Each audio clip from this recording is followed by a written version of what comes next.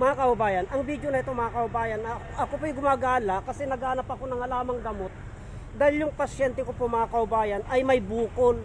Kailangan ko po yung pakpaklawin, kaya gumagala po ako. Ayun po pakpaklawin, oh. Yung po ang kailangan ko mga kaubayan, yung pakpaklawin na yon, panggamot po sa bukol, sa goiter po. May goiter po yung pasyente ko, kaya lang may pakpaklawin po doon. Ang problema ko kung paano ko po makukuha yun. Tignan po natin mga kaubayan kasi private tong lugar na ito. Tignan po natin kung makukuha ko po yun.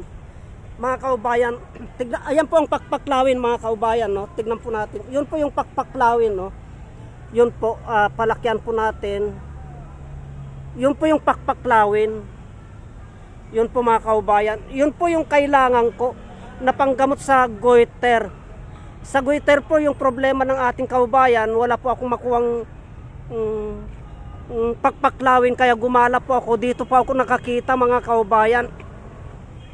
Yan po ang problema po kung paano po makukuha yung pakpaklawin na yan. Ang proseso ng paggamit ng pakpaklawin na yan mga kaubayan, ang proseso po ng paggamit niyan ay kinukuha po yung laman nun. Yung laman nun linalaga po at binabalatan po. Pagkatapos po ay iniihaw po yan, itinatapal po doon sa may goiter, sa may bukol.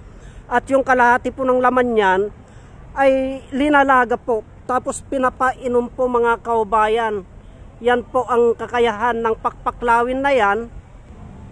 Ang problema po mga kaubayan, kung paano ko po makukuha yung pakpaklawin na yan. Kasi private po, ito baka sitayin po tayo dito. Yan po, private po yan mga kaubayan. Nandito po tayo sa convention center.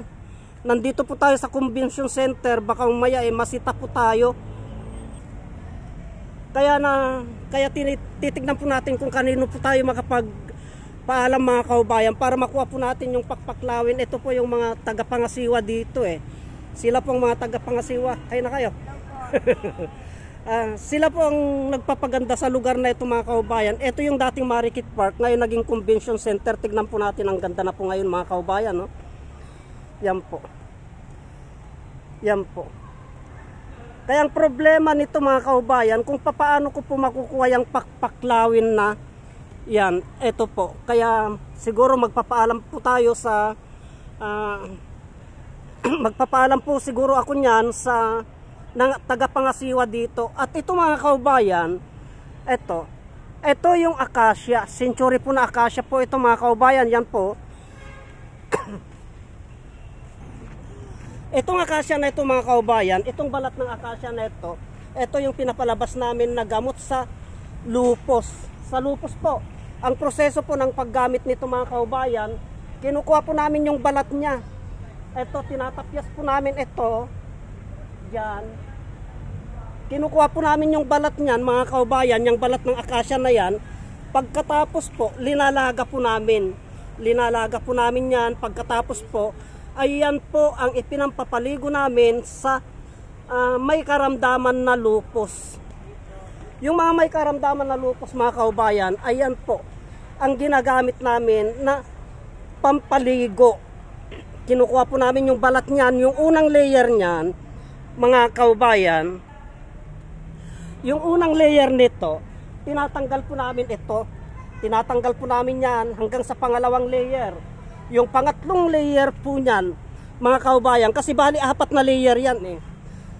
Ang tinatanggal po namin dyan, yung unang layer, pangalawang layer, yung pangatlong layer, at pang-4, yun po yung kinukuha namin na linalaga na panggamot sa may karamdaman na lupus, mga kaubayan, yung may sakit sa balat.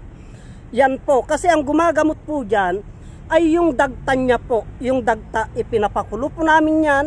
Pagkatapos, yan po ang pinampapaligo niya at hindi na po magbabanlaw yun mga kaubayan. Ganyan po ang tamang proseso sa paggamit ng balat ng acacia. Dadako naman po tayo mga kaubayan doon sa may nadaanan po ako na eucalyptus, doon po sa parte doon.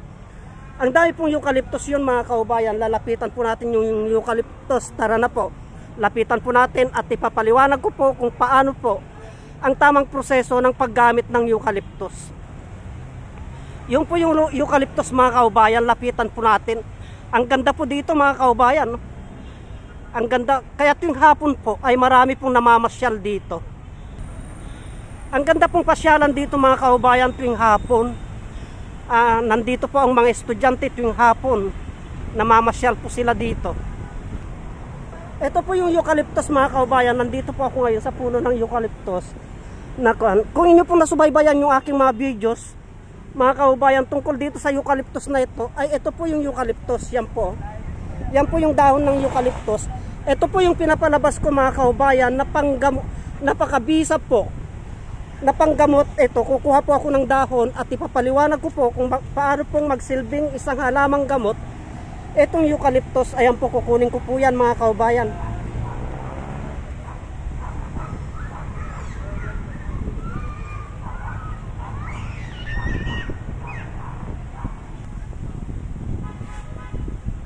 Ito po mga kaubayan, nakakuha na po ako ng dahon ng eucalyptus. Ito po yung dahon ng eucalyptus. Ang amoy, kaya tinawag na eucalyptus ito mga kaubayan, kasi ang amoy po nito, pag inaamoy mo pong ganyan to, pag inamoy mo pong ganyan, may menthol po ito, may menthol. Parang Vicks po ito mga kaubayan. Kung ano yung amoy ng Vicks, yung menthol, ganun na ganun po mga kaubayan. Ayan o. Ang nagagamot nitong eucalyptus na ito mga kaubayan, ay napakabisa po sa ubo ito, sa ubo, hika, ubo, hika, yung mga nabibinat at napapasma. Ang proseso po ng paggamit nito mga kaubayan ay linalaga po ito, linalaga ito at iniinom po itong dahon na ito. Ganon din po yung balat niyan mga kaubayan. Sa binat at pasma, kinukuha po yung balat niyan at dahon at linalaga po yan, pinang-i-steam po yan. Ini-steam po yung nabinat at napasma, yung masasakit na katawan. Ganyan po ang proseso ng paggamit dyan sa eucalyptus na ayan. At sa pagdating naman sa hika at ubo, ay ilinalaga lamang po ito mga kaubayan at iniinom. Ito, mabisa po ito na panggamot sa ubo ito at yung hika. Ganon. Pagdating sa hika mga kaubayan ay may proseso po kung paano po gamitin sa hika. Ito, linalaga po ito at hinahaluan ng honeybee o kaya kinakatas po ito. Kakatasin po ito mga kaubayan na may katas po ito. Pag nakatas po yan, haluan po ng honeybee o kaya